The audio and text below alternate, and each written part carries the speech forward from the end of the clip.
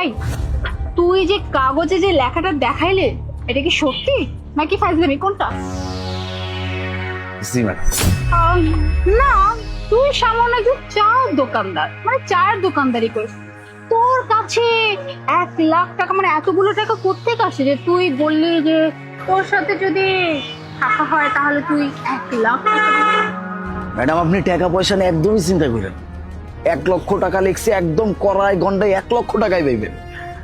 টাকা নিয়ে কোনো চিন্তা নেই, আপনি খালি কোন আপনি রাজি কিনা। হুম, ঠিক বলছিস, কিন্তু তবুও না আমার কাছে একটু খটকা লাগছে। তুই তো চায়ের দোকানদার, তাই না? এই ছোট্ট একটা চায়ের দোকানদারি করিস, তোর কাছে এতগুলো টাকা কোত্থেকে আসে? এই সত্যি করে বল না, তোর কি অন্য কোনো ধান্দা বানিয়েছে নাকি? না ম্যাডাম, অন্য কোনো ধান্দা বানি না, ওই আর কি মাঝে মাঝে মন চায় আর কি। আপনি যে সুন্দর, আপনি যদি রাজি থাকেন আপনার 1,00,000 টাকা কে আমি 1,50,000 টাকাও দিতে পারবো। আচ্ছা, এসব কথা বাদ দে, তুই আমাকে এই কথা বল, তুই কোথায় নিয়ে যাবি? মানে এই দোকানে তো সম্ভব না মানুষের সামনে। ম্যাডাম আমি দোকানের ভিতরে কিছু করবো এটা ভাবছেন আপনি?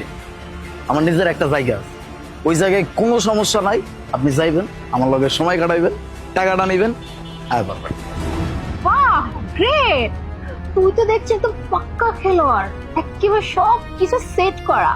আচ্ছা শোন, আরেকটা কথা জিজ্ঞেস করি, আচ্ছা তুই কি রেগুলারলি এরকম মেয়েদেরকে এভাবে টাকা টোকা দিয়ে নিয়ে যাস নাকি? মানে এটা কি রেগুলার হয়ে থাকে?